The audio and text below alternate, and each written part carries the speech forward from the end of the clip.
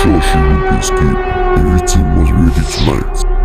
The voice on the phone was calm, calculated, and chilling. I heard his voice reply, casual and confident, "Relax. I told you not to worry. She's already here with me. I'll bring her to the place before midnight." The restaurant's air was thick with the aroma of grilled meat and spices, but Sarah couldn't shake the cold feeling creeping down her spine. She adjusted her red bodycon dress, a gift from her new friend, Anita, who had coaxed her into this lifestyle. Sarah had always been a good girl until recently. But now, seated across from Mike, a suave man who had just returned from Malaysia, she couldn't decide if the unease she felt was mere jitters or something more ominous. Her heart pounded as Mike excused himself to take a call. She stared at her reflection in the polished cutlery on the table, wondering if she looked as out of place as she felt.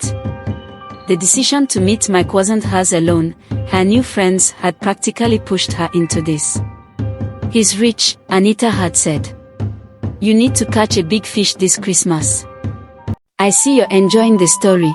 Please subscribe if you want to continue seeing interesting stories like this. Have you subscribed? Okay, now back to the story. Sarah sighed and stood up. She had a strange habit, one she couldn't explain, of removing her underwear whenever she went to see a guy. It had become a ritual, a twisted symbol of her rebellion against the moral upbringing that had defined her life until a few months ago. She made her way to the restroom, her heels clicking against the tiled floor, and locked herself in a stall. As she slipped off her panties, folding them into her handbag, she tried to shake off the unease.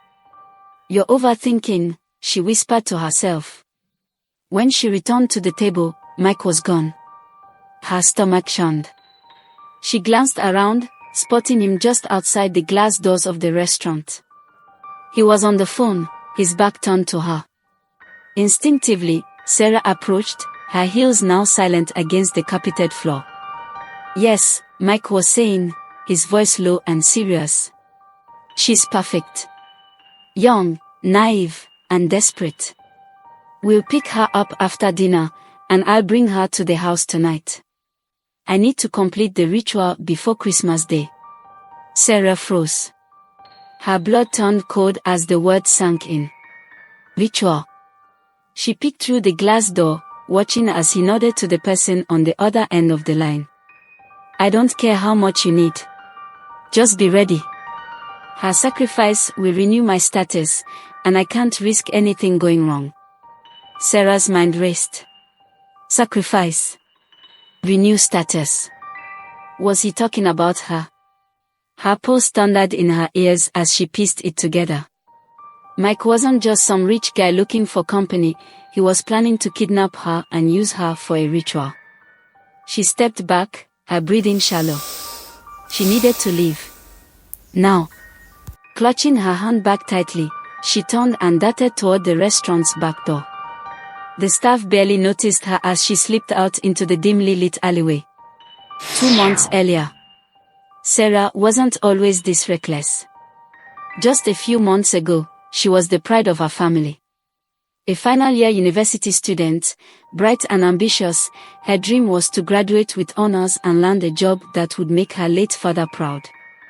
But life had a way of throwing curveballs. After her father's death, the weight of financial responsibilities fell on her mother's shoulders.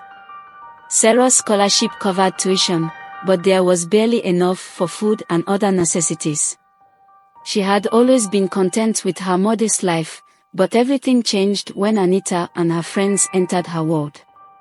Anita was everything Sarah wasn't: bold, carefree, and unapologetically extravagant. Her flashy lifestyle fascinated Sarah.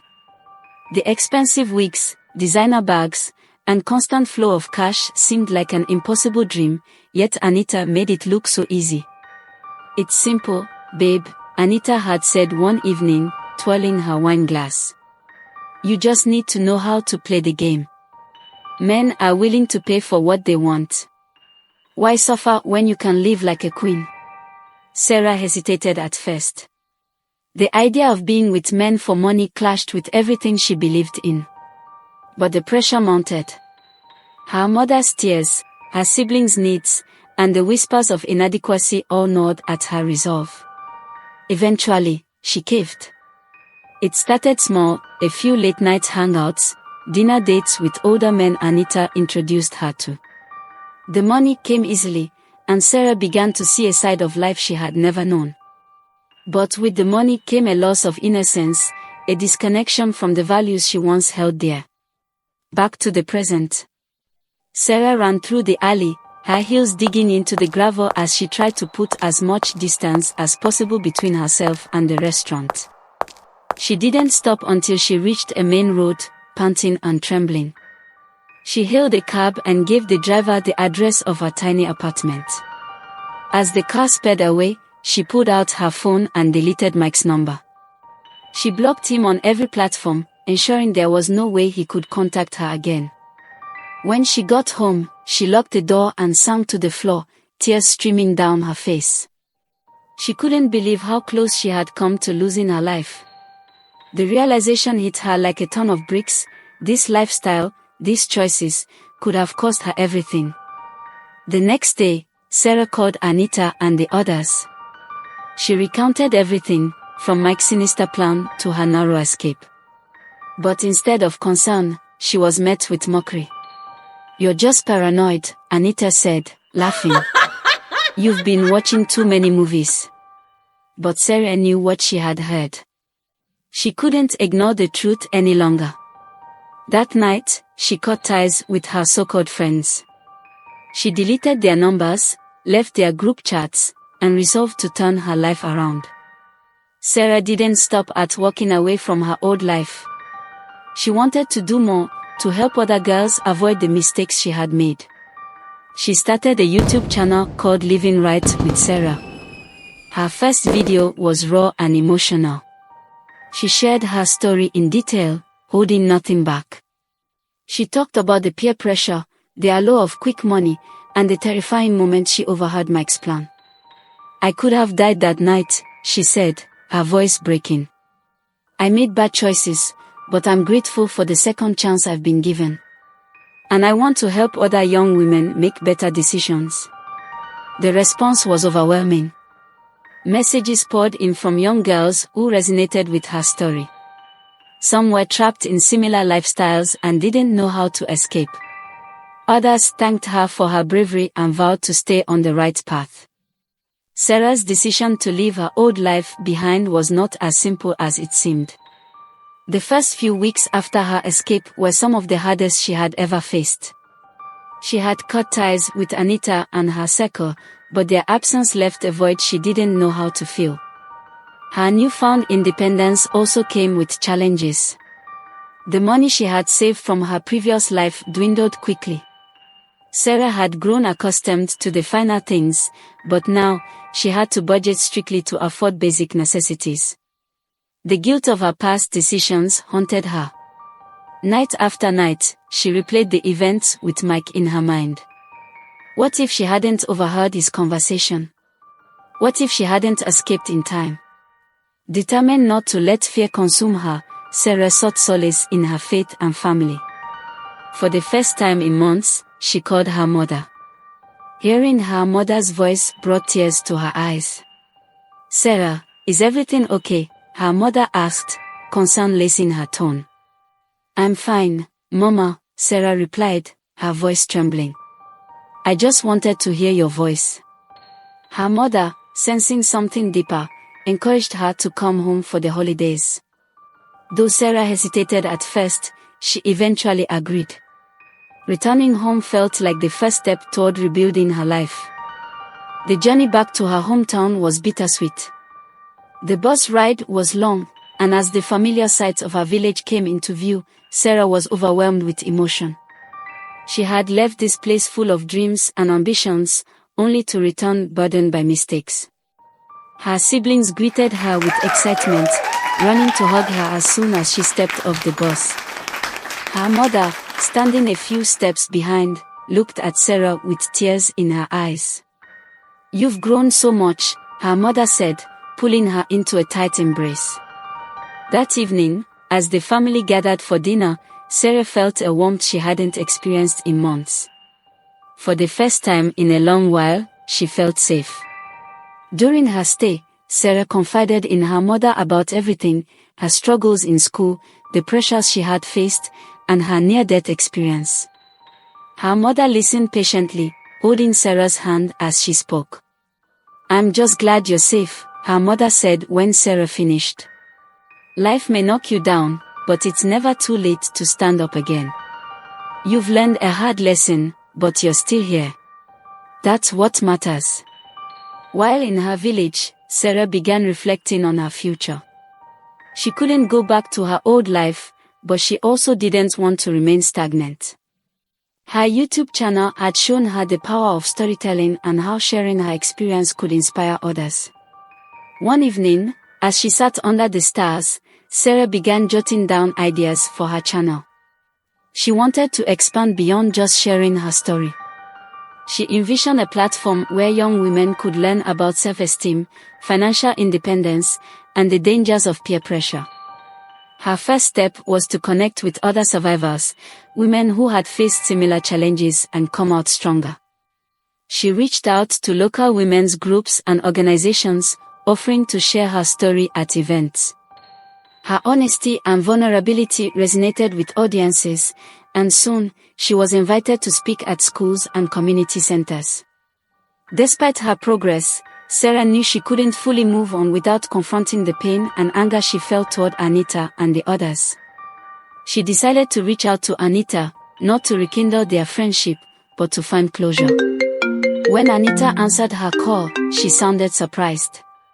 "Sarah, I didn't think I'd hear from you again," Anita said.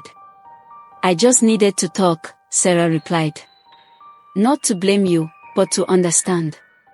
They agreed to meet at a cafe in the city. Seeing Anita again brought back a flood of memories. She still exuded confidence, but there was a hint of regret in her eyes. "I'm sorry, Sarah," Anita said after hearing her out. "I didn't think about how dangerous this lifestyle could be.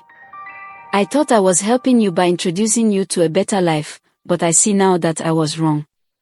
Though Sarah didn't excuse Anita's actions, she appreciated the apology. It was a moment of catharsis for both of them, and while they didn't rekindle their friendship, they parted ways on better terms. Over the next year, Sarah poured her energy into her YouTube channel and community work. Her platform grew rapidly, attracting thousands of followers who admired her courage and authenticity. She began collaborating with other influencers and organizations to create content that empowered young women. She hosted live sessions on topics like self-love, financial planning, and staying safe online. One of her most popular videos was titled "How I Escaped Death on Christmas Eve." In it, she recounted her story in vivid detail, emphasizing the importance of trusting one's instincts and avoiding risky situations. The video went viral, garnering millions of views. Sarah received messages from viewers all over the world, many of whom shared their own stories of survival. By the following Christmas, Sarah's life had transformed completely. She had become a beacon of hope for young women, proving that it was possible to rise above one's mistakes and build a better future. Her relationship with her family had also improved. She visited her village frequently, using her platform to raise awareness about issues like education and gender equality. One evening, as Sarah sat by the fireplace with her family, her younger sister asked, "Are you happy now, Sarah?" "Yes," Sarah replied, smiling. "Because I'm living a life I can be proud of." Her journey had been painful, but it had also been necessary. Sarah learned that true strength comes from acknowledging one's mistakes and using them as stepping stones to a better future. Moral of the story. Sarah's story teaches us that no matter how far we stray, redemption is always possible. The choices we make today shape our tomorrow, but it's never too late to choose a different path. Through resilience, courage, and self-reflection, we can rise above our circumstances and create a life worth living. Sarah's Christmas escape wasn't just a moment of survival, it was the beginning of a new chapter filled with hope, purpose, and redemption. Thanks for watching. I hope you enjoyed the story. Please like, share and subscribe to the channel if you want to continue seeing interesting stories like this. To watch more videos like this one, click the right side of your screen to watch any of these 2 interesting videos. See you in the next video.